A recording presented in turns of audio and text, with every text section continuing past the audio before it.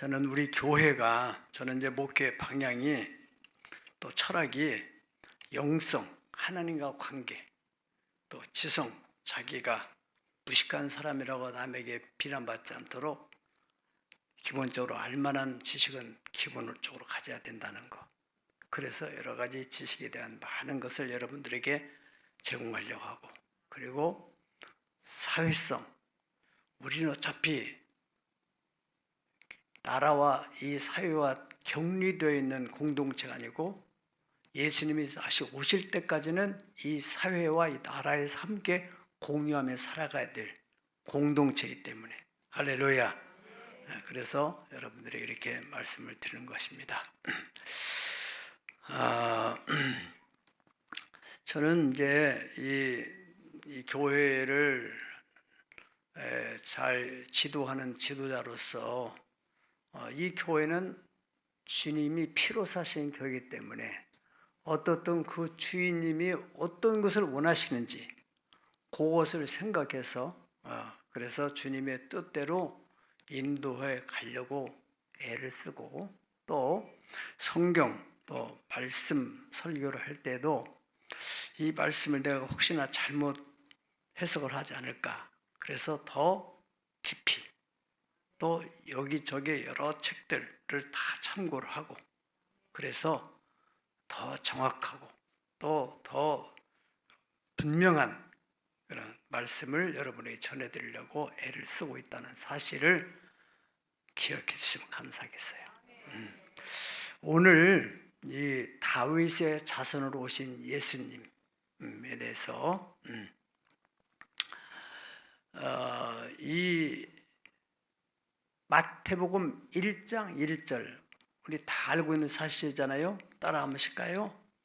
아브라함과 다윗의 자손 예수 그리스도의 세계라. 이 한 절, 딱 한 절, 그리고 등장인물은 3명, 이 속에 창세기부터 또 말라기까지, 더 길게는 요한계시록까지 그 방대한 성경을 한 줄로 딱 요약해 놓은 거예요. 이때 아멘을 한 사람 쓸 수 있는 사람이야. 듣고 보니까 그렇구나. 이 마태라는 분은 대단한 분이에요. 우리가 사도행전에 보면은 7장에는 스데반 집사, 그분이 마지막 순교하기 전에 이 말씀을 전하는데 이 복음에 혹은 예수님의 구속사에 대한 것을 쫙 일목요연하게 껴서 설명을 하는 거예요. 13장에는 바울 사도가 또 그렇게 합니다. 어떻든 간에 이 마태라는 제자가 1장 1절, 특별히 또 1장 전반장에 이제 그런 얘기들이 많이 있지만은 이 한 줄로 정리했다는 것 대단한 일입니다. 그 아브라함의 자손으로 오신 예수님에 대해서 우리가 지난주에 말씀을 나눴어요. 하나님께서는 비장한 마음을 가지고 예수님을 이 땅에 보내가지고 지옥으로 끌려가는 인간들을 구원해서 천국으로 인도해야 되겠다, 그런 비장한 결심을 하고 독생자 예수님을 이 세상에 보내야 되겠는데 과연 누구의 혈통을 통해서 보낼까, 이런 고민을 하는 중에 아브라함을 선택했고, 아기가 없는 아브라함을 선택했어요. 선택할 때는 그 사람에게 아기를 줘가지고 이러이러한 테스트를 해보려고는 하나님의 비밀의 경륜이 있다는 것을 알 수가 있어요. 75세에서 몇 살에 아기를 얻었어요? 100세가 되어서 도저히 자기 어떤 생리적으로는 불가능한데 하나님의 초자연적인 은혜로 인하여서 아기를 얻었다 이거예요. 얼마나 귀한 자세예요.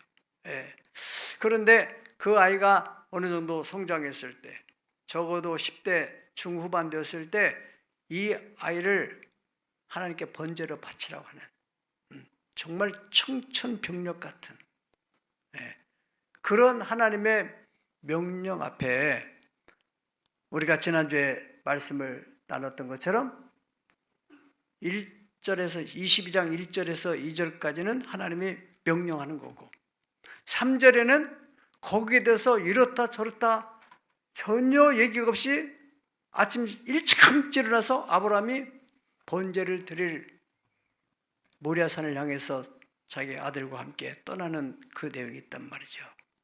그래서 2절과 3절의 행간에 어떤 일이 있었을까를 우리가 지난주에 생각해 본 거예요. 밤새 아브라함이 독자 이삭을 바치는 그 마음을 고민하고 더 깊이 생각하고 왜 하나님께서 이 독자 이삭을 바치라고 하는지 나름대로는 뭔가 깨달음이 있었을 거예요. 말씀드린 대로 노아 할아버지하고 58년 동안 같이 살았다고 했잖아요. 그 노아의 장남인 셈과는 평생 함께 살았어요. 그리고 셈 할아버지는 병이 길어가지고 34년을 아브라함보다 더 살았다고 그랬잖아요. 그런 분들을 통해서 충분히 이렇게 내 아들, 내 독자 얘기하면 뭐 이거 죽이면 어떡해 이렇게 생각하지 않고 이렇게 멀리 할렐루야 그런 마음, 믿음 가지고 비장한 각오를 하고 독자를 드렸더니 하나님께서 뭐라고 하셨어요? 이제야 네가 나를 경외할 줄 알았다. 그래서 내가 네 씨로 말미암아 천하 만민이 복을 받도록 하겠다. 바로 그 씨로 오신 분이 예수님이란 말이죠. 자, 지난주 설교는 거기까지입니다. 오늘은 이어서 아브라함과 다윗의 자손. 그러면 왜 성경에 아브라함 그 다음에 모세도 대단한 이스라엘 민족의 지도자고 또 사무엘 선지자는 어려서부터 얼마나 성결하게 다윗은 사실은 뭐 좀 윤리적인 문제도 있고 또 그 우리아라고 하는 자기 장군을 간접적으로 죽게 만들었고 참 여러 가지 좀 약점이 있는 사람인데도 왜 사무엘의 자손이라 하지 않고 모세의 자손이라 하지 않고 다윗의 자손 예수님이라고 했을까? 여기에 대해서 우리가 하나님이 왜 다윗의 자손이라고 하셨는가? 그거에 대해서 한번 우리가 오늘 한번 살펴보려고 하는 것입니다. 마태복음 9장 27절을 보면은 거기에 2명의 시각장애자들이 나와서 예수님한테 뭐라고 하냐면은 다윗의 자손이여 우리를 불쌍히 여기소서 그랬어요. 그리고 또 마태복음 12장 22절 23절을 보면은 귀신 들려서 눈 멀고 말 못하는 사람이 예수님께 왔을 때 예수님께서 그 사람들을 고쳐줬어요. 그리고 나니까 거기에 지켜보고 있던 사람들이 이구동성으로 하는 말이 뭐예요? 이는 다윗의 자손이 아니냐? 그렇게 말했단 말이죠. 그리고 마태복음 15장 22절에 보면 귀신 들려 고통하는 딸을 고치기 위해서 찾아온 가나안 여인이 예수님을 향해서 다윗의 자손이여 나를 불쌍히 여기소서. 이 외에도 마태복음에도 마가복음에도 누가복음에도 요한복음에도 이 사복음서에 보면은 예수님에 대한 이름을 거론할 때는 반드시 앞에 수식어 다윗의 자손 예수 이렇게 한단 말이죠. 네. 사도행전 13장 22절에서 23절 그럴 것 같으면은 사도 바울이 이스라엘 백성들을 향해서 설교하는 거예요. 전체적인 이스라엘이 어떻게 해서 출애굽을 해야죠. 그 과정이 어떻게 되고 그래서 가나안 땅을 정복하고 왕국을 세우기까지 쫙 그 역사를 일목요연하게 설교를 하면서 22절, 23절에는 뭐라고 하냐면은 하나님께서 이스라엘 초대 왕 사울을 패하시고 다윗을 왕으로 세우시고 증언하여 이르되 내가 따라합시다. 내가 이세 아들 다윗을 만나니 내 마음에 맞는 사람이라. 내 뜻을 다 이루어. 아멘. 그렇게 하나님께서 하나님의 어떤 계획이 있는데 그 뜻을 다윗을 통해서 내가 다 이루겠다. 그렇게 했단 말이죠. 바르고 그리고 나서 하나님이 약속하신 대로 이 사람의 후손에서 이스라엘을 위하여 구주 예수님이 오셨다. 그런 얘기입니다. 예. 그러면 바울 사도는 이 말씀을 어떻게 해서 알게 됐지? 이 뜻을 어떻게 알게 됐을까? 사도행전 사무엘상 13장 4절 보면은 이제 사울 왕을 패하고 그 다음에 다윗을 왕으로 세울 생각을 하나님이 가지고 계셨어요. 그 하나님의 계획을 사무엘에게 전해줬어요. 사울 왕은 처음에는 참 순종을 잘했는데 이 사람이 왕이 되면서 이제는 하나님 말씀을 듣지도 않고 막 나가는 거예요. 그러니까 하나님이 참다 못해서 이 사람은 안 되겠다. 이 사람을 통해서 내 뜻을 이루지 못하겠다. 만약에 이 사울 왕이 다윗같이 그런 마음을 가지고 있었더라면은 분명 아브라함과 사울의 자손 예수 그리스도에게라 그랬을 거예요. 잘 들어야 됩니다.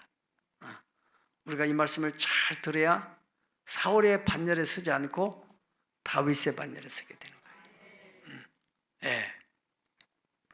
그래서 뭐라고 합니까? 거기에 사무엘 선지자가 여호와께서 왕에게 명령하신 바를 왕이 지키지 아니했으므로 여호와께서 어떤 사람? 그 마음에 맞는 사람. 그 마음에 맞는 사람을 구하 여호와께서 그를 그의 백성의 지도자로 삼으셨느니라. 그 마음에 맞는 사람. 여기에 방점이 있어요. 하나님의 마음에 맞는 사람. 그렇잖아요. 우리도 누가 일하고 싶어요? 내 마음에 맞는 사람. 할렐루야. 우리 신앙생활의 여정이 뭡니까? 어떻게 하면은 하나님의 마음에다가 내 마음을 맞출 것인가? 아멘. 그게 신앙의 성숙이 아니겠어요? 내 마음을 다 내려놓고 주님의 마음에. 그걸 성화, sanctification, 성화의 과정이라고 말하는 것입니다.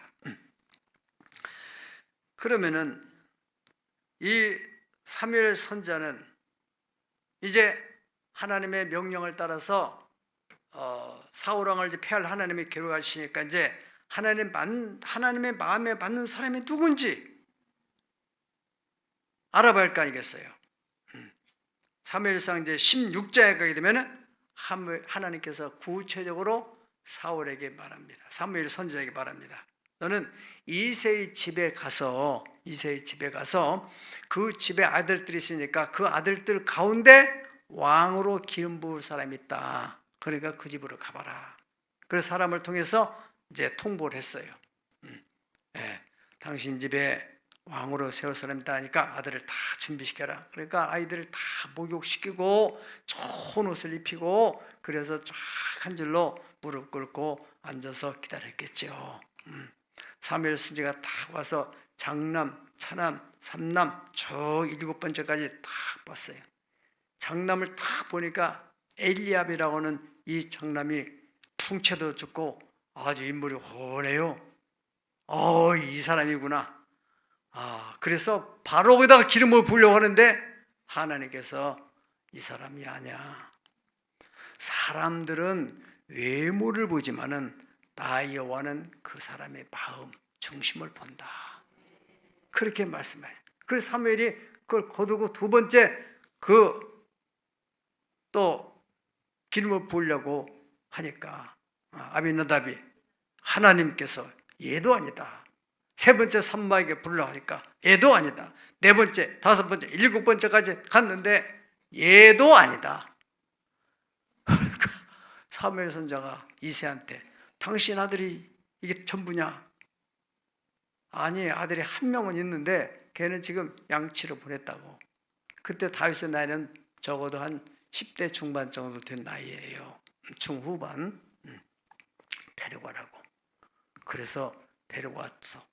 뭐 외모도 꾸미지 않고 양치던 그 복장 그대로 왔는데 사무엘이 다 보는데 성령님이 바로 이 아들이다. 그래서 거기다가 기름을 부었다는 거예요. 뭐를 보고?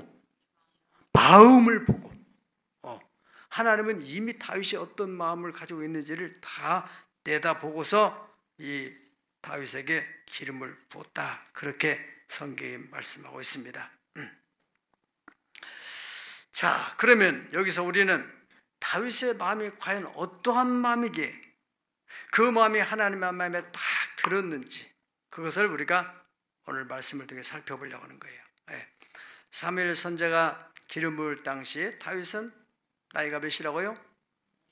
10대 중후반 정도 된 나이예요. 왜냐하면은 그 뒤에 이제 17장 가면은 블레셋 군대가 왔을 때 그때가 다윗이 이제 17살로 나와 있단 말이죠.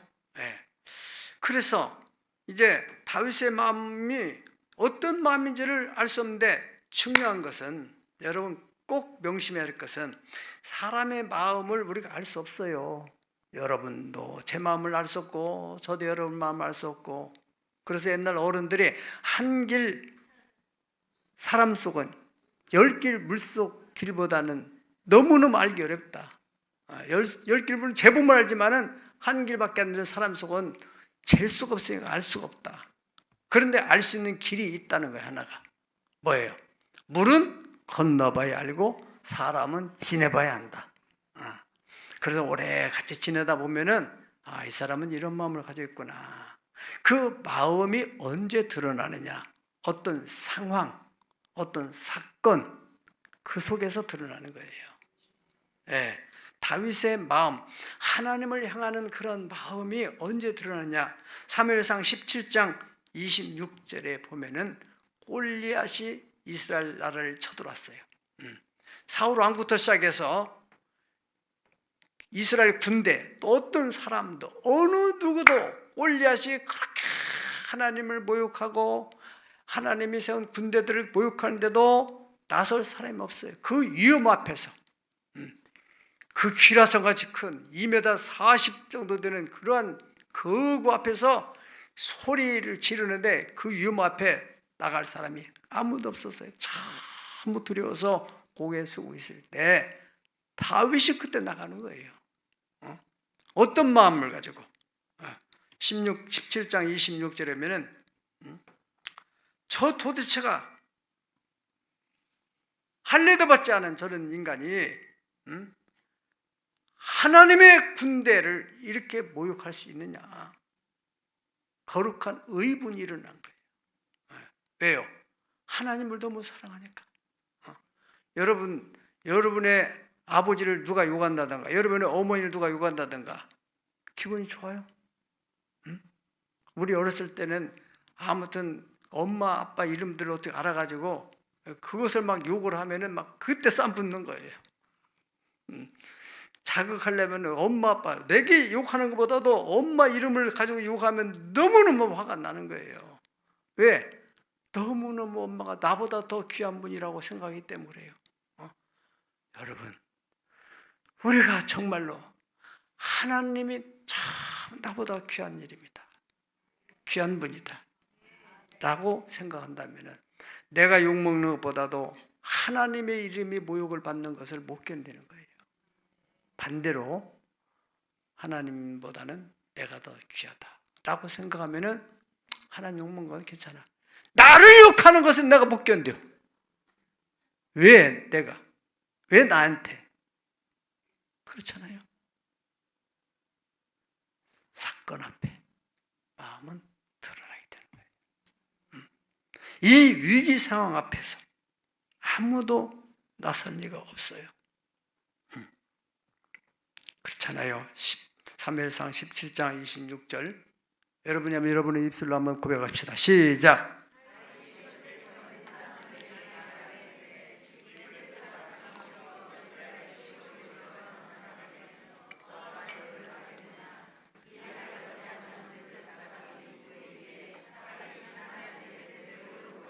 아멘. 이 할례 받지 못한 사람이 누구한테 살아계시는 하나님의 군대를 모욕할 수 있겠느냐. 그리고 이제 뭐 그 과정은 여러분 다 알고 있으니까 다 생략하고, 이 사람이 이제 사울 왕이 책을 얻어가지고 물매를 하나 들고 굴리앗장에 나갈 때 뭐라고 합니까? 너는 칼과 창과 단창을 가지고 내게 나오지만은 나는 네가 모욕하는 만군의 여호와의 이름으로 나간다. 할렐루야. 그렇게 당당하게 나갔어요. 결과는 어떻게 됐어요? 이겼잖아요. 어떻게 됐어요? 몰라요? 어떻게 됐어요? 이겼잖아요. 어떻게 해서? 하나님이 도우셔가지고 완전히 머리에서 발끝까지 갑옷으로 무장했는데 여기를 정통을 때려가지고 그냥 뒤로 나가 떨어진 거예요. 그래서 이스라엘이 구원을 얻게 됐어요. 그리고 두 번째로 다윗의 마음이 드러나게 된 것. 이제 그 사건 때문에, 그 사건으로 인하여서 아무도 다윗을 모르고 있던 사람들이, 야, 저 사람이 도대체 누구야? 저 소년이. 그때가 이제 17세 정도 될 때, 이스라엘 사회에서 그 묻혀있던 다윗이라는 사람 이름이 이제 알려지기 시작하는 거예요. 그래서 아주 유행가가 됐어요. 유행가. 사람들이, 또 여성들이 노래를 부르는데, 사울이 죽인 자는 천천히요, 다윗이 죽인 자는 만만이다. 막 이런 노래가 막 퍼져나가니까 사울 왕이 위협을 느낀 것 같아요. 불안을 느낀 것 같아요. 야, 이런 여론에 잘못하면 내가 밀려서 내가 왕권을 잃어버리지 않을까. 여론 중요한 거예요. 여론. 아시겠죠? 그래서 사울 왕이 그때부터 특수부대를 만들어가 조직해가지고 다윗만 전적으로 잡는 그런 부대를 이끌고 이제 다윗 추격을 하는 거예요. 계속 다윗이 어디 있다는 정보만 들으면 출동해서 또 나가는 거예요. 그런데 우리가 이미 잘 알고 있듯이 사울 왕을 죽일 수 있는 절호의 찬스가 두 번 왔어요. 한 번은 굴에서, 한 번은 들판에서 사울이 자고 있고, 굴에서는 화장실 일을 보고 있고, 캄캄한, 그냥 단숨에 죽일 수 있는, 또 부하가 명령만 내리면 죽이겠다고 하는데 그때 다윗은 안 죽이는 거예요. 왜 안 죽였을까? 바보. 사무엘상 26장 11절에 다 같이 읽어보겠습니다. 시작.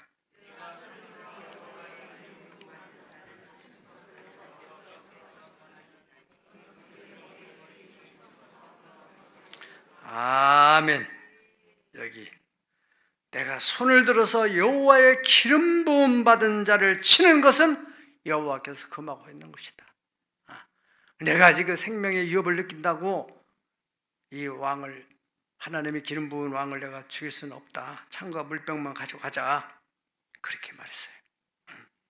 그리고 26장 23절에 보면 여호와께서 사람에게 그의 공의와 신실을 따라 갚으시리니, 그 사람의 공의와 신실을 따라 하나님이 갚아주실 텐데, 이는 여호와께서 오늘 왕을 내 손에 넘겼어도 나는 손을 들어서 여호와의 기름 부음 받은 자 치기를 원하지 아니하였나이다. 아멘. 여러분, 보통 사람으로서는 그런 상황에서 100이면 100사람 다 죽이죠. 그 불안한, 자기를 생명을 위협하는 그 원인을 다 제거하면 얼마나 편하게 발 뻗고 자겠어요. 그러나 그걸 제거하지 않는 한 언제 끝날지 모르는 도망자의 삶을 살아야 되는 늘 불안하고 초조하는 쫓김의 삶, 그거를 제거하는 거죠. 그런데 다윗은 그러지 않았다는 거예요. 하나님의 절대 주권을 믿고 한 인간의 생사화복은 하나님이 주장하신다. 우리가 꼭 기억해야 할 것은 평소에는 사람의 마음이 안 드러나요. 반드시 어떤 사건, 특별히 자기의 위기 상황 혹은 이해관계가 주어질 때 그때 깊은 마음이 드러나게 돼 있어요. 이번에 우리나라의 이 국가 위기 상황에서 다 드러나잖아요. 처음에는 막 다 이렇게 막 눈치 보고 대통령 좋고 뭐 이런 사람들이 다 드러나는 거예요. 여당 대표부터 시작해서 사법기관이나 검찰이나 경찰이나 공수처나 뭐 여러 요소에서 다 자기의 정체가 드러나는 거예요. 나는 여기서 여러분 누가 옳다 그러다는 얘기는 아닙니다. 우리도 마찬가지라는 거예요. 교회가 다 은혜로울 때는 다 똑같아요. 할렐루야. 그러고 다 좋아해 사랑해요.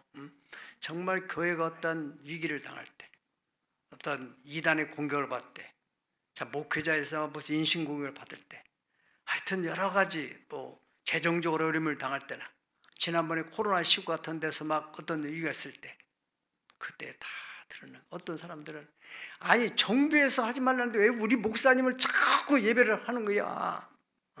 그런 사람 우리 교회는 없었지만은 그런 사람도 있고, 그 믿음이 정말 하나님이냐 땅의 정부냐 5년짜리 정권이냐 영원한 하나님이냐, 그 앞에서 당장 눈에 보이는 거, 그거 잘못해서 코로나 걸리면 죽으면 어떡해, 그거 잘못해서 걸리면은 또 그 벌금 맞으면 어떡해. 그러니까 우리 신앙이라는 것은 단편적인 안목을 가진 사람은 신앙생활을 할 수가 없어요.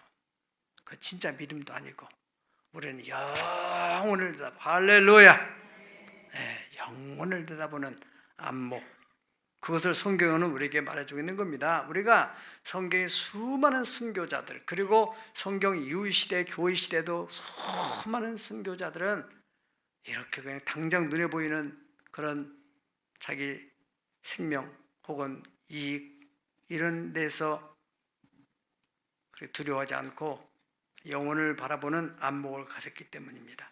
자, 여러분, 다윗의 마음은 골리앗의 침략으로부터 국가가 위기를 당할 때 다 숨을 죽이고 있을 때, 그때 그 마음이 행동으로 드러나게 됐다는 거예요. 아멘. 그러니까 이스라엘 선민들은 왜 광야 40년 동안 하나님이 훈련을 시켰는지 중요한 말씀이 있어요.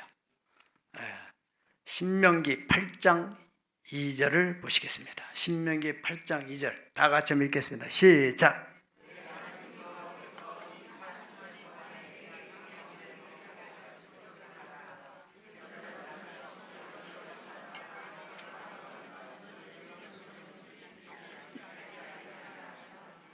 아멘. 하나님이 왜 이스라엘 백성들을 40년 동안 광야에서 훈련했다고 그랬어요? 네 마음이 어떠한지, 그 어려운 상황에서 네 마음은 어떻게 발현하고 있는지 그걸 알아보고 싶어서 했다. 그래서 아이들은 빼고 장정만 60만 명이 나왔다고 그랬어요. 그런데 그 60만 명 중에서 하나님의 마음에 드는 사람이 2명, 여호수아와 갈렙. 나머지는 다 광야에서 소멸되고 말았어요. 그 사람 소멸되기까지 40년을 지켰다고 했어요. 뭐 때문에요? 마음. 민수기 14장 24절을 보면은 내 종 갈렙은 그 마음이 그들과 달라서, 다른 사람과 달라서 온전히 나를 따랐으니 그 같은 땅으로 내가 그를 인도하여 드리니, 그 다음이 중요합니다. 그 자손이 그 땅을 차지하리라. 여러분, 이 사람의 어떤 상황과 사건 앞에 반응할 때는 두 가지, 학문적인 얘기를 한다면은 리액션과 리스판스가 있습니다. 리액션은 반사적으로, 동물적으로, 감정적으로 막 금방 막 그 감정에 막 흥분돼 가지고 반응하는 거, 막 성질을 욕을 하고. 그러나 리스판스, 단어의 뜻은 더 깊이 생각해보고, 왜 저 사람이 저런 말을 할까? 왜 이런 상황이 생겼을까? 이 상황 이후에는 어떤 일이 벌어질까? 더 멀리 넓게 깊이 생각하고 반응하는 것을 리스판스라고 말합니다. 응답적인 반응. 그러니까 이스라엘 백성들이 광야에서도 막 그 어려운 환경에서 막 다 원망하고 불평하고, 왜 우리를 애굽 땅에서 데리고 왔느냐, 그러던 사람들이 가나안 정탐꾼들이 갔다 왔을 때 그때는 완전히 드러난 거예요. 밤새도록 통곡을 하는 거 아니겠어요? 이제 우리는 죽었다. 이거 어떻게 하냐, 이제 돌아갈 수도 없고. 하나님이 그걸 다 들으시고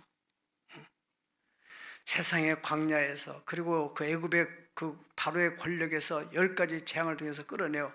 그것들 다 이 사람들은 다 그걸 목격하고 온 경험자들이잖아요. 그리고 광야에서 만나와 메추라가 때를 따라 내리는 거예요. 신발이 떨어지지 않는, 옷이 해지지 않는 초자연적인 하나님 은혜 속에 살았지만은 그 은혜는 그 가나안 땅의 헷족속, 휘족속, 브리스, 여부스, 기르가스 이런 장대한 족속들의 얘기를 들으면서 머리가 하얘져 버리고, 그리고 부정적인 얘기를 하는 사람들의 말을 들어가지고 그 밤새도록 통곡하는 거예요. 가만히 생각해 보세요. 동물적인 반응이에요. 지난날의 은혜가 없어요. 이 사람들은 안 되겠다. 너희 말이 내 귀에 들린 그대로 내가 실행해 주겠다. 그래서 진멸하는 겁니다. 하나님은 살아계십니다. 한 인간의 생사화복, 한 나라의 흥망성쇠가 하나님의 손에 있다는 것을 우리는 꼭 명심해야 될 것입니다. 이 믿음은 숨어 있습니다. 그러나 어떤 상황이 닥칠 때 그건 반드시 나타나게 돼 있어요. 진짜 믿음인지 가짜 믿음인지. 하나님께서는 그것을 시험을 통해서 확인하시는데, 꼭 이 시험에서 우리가 꼭 하나님 앞에 합격할 수 있기를 축복합니다. 2025년대도 하나님께서 우리 각자에게 축복하실 때 아브라함처럼 그렇게 어떤 가혹한 시험을 할 수 있다는 사실을 생각해야 돼요. 그때 여러분의 믿음이 실행으로 표현될 때 하나님 보실 때, 그래, 네가 진짜 나를 믿었구나. 아멘. 마지막으로 다윗의 마음이 드러난 사건은 사무엘하 7장을 보면은 모든 전쟁이 다 끝났어요.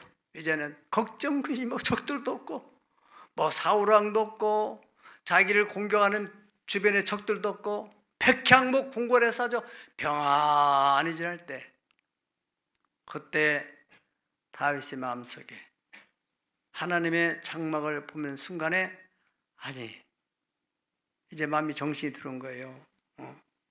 나는 이렇게 백향목궁에 거는데 하나님의 괴는 저 찢어진 천막 속에 법궤가 있네. 이게 너무 마음이 아팠어요. 그래서 그 마음을 나단 선지자에게 전해줬어요. 내가 성전을 건축해서 하나님의 법궤를 성전에다 모셨으면 좋겠다. 그런 마음을 갖게 됐다는 거예요. 그런 마음을 가졌어요. 마음을 가졌어요. 그 마음이 드러났어요. 언제요? 너무 편안할 때. 그 편안함이 내 능력이 아니고 우연한 어떤 재수가 줘서가 아니라 하나님의 은혜라는 것을 생각하니까. 여러분, 우리가 지금 누리고 있는 이 모든 것, 내 능력으로 그런 사람에는 감사가 없죠. 하나님의 은혜다. 그런 마음을 가졌기 때문에 하나님은 저랬는데 나는 이렇게 누리고 있는데, 우리가 부모님에 대해서 마찬가지예요. 내가 지금 이렇게 된 것은 다 부모님의 은혜가 있었던 건데, 자기가 혼자 스스로 된 것처럼, 왜 우리 어머니는, 왜 우리 아버지는 그런 마음을 갖는다면 성경적인 사람이라고 할 수 없을 것입니다. 은혜를 알고 은혜를 기억하는 사람. 네. 여러분, 그래서 이 하나님께서 그 다윗의 그 사무엘하 7장에 있는 그 말씀을 나단 선자가 듣고 하나님께 아뢰고, 하나님께서는 그에 대해서 피드백을 주시는데, 다윗한테 말해줘라. 여러 가지 하나님이 감동을 받았어요. 세상에 애굽에서 나와서 수많은 지도자들이 지났고, 사사시대도 수많은 또 사사들을 세워서 그들이 호의호식을 하면서 누리고, 또 이스라엘 초대왕 사울을 세워서 아무도 어느 누구도 하나님을 생각하는 사람이 없고, 자기들 급급하고 자기들이 기분 좋고 나쁘고 하는 것에 대해서 반응하고 그런 사람 됐었는데, 다윗이 어떻게 너는 그런 마음을 가졌느냐, 얼마나 감동을 해가지고 막 이런 축복 저런 축복 하고 싶은 축복은 다 쏟아붓는 거예요. 하나님. 네. 그 중에서 딱 하나만 챙긴다면은 거기에 땅 위에서, 거기 몇 절에 9절에 보면은 9절에 같이 한번 합시다. 땅 위에서 위대한 자 이름같이 네 이름을 위대하게 만들어 주리라. 이게 중요합니다. 오늘.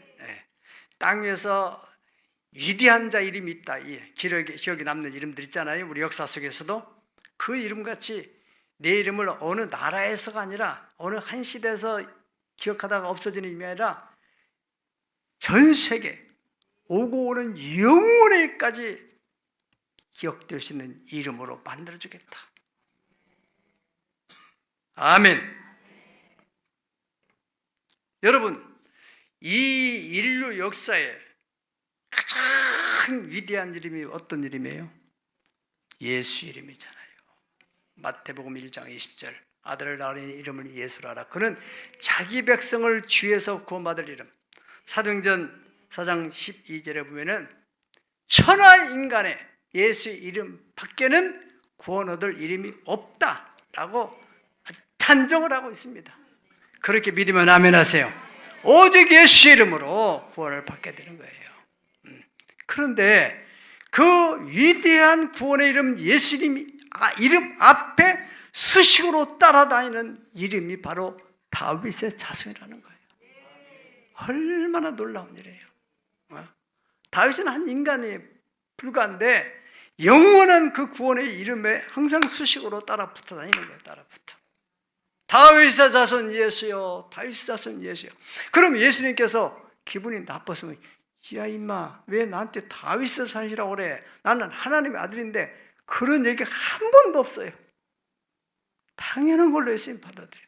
오늘도 여기 성경에 보면은 요셉에게 예수님께서, 아직 하나님께서 다윗의 son 요셉아, 네 부인 마리아 데려오기를 두려지 말아라, 그렇게 말씀하는 내용들이 있어요. 또 베들레헴이라고 하는 그 지역의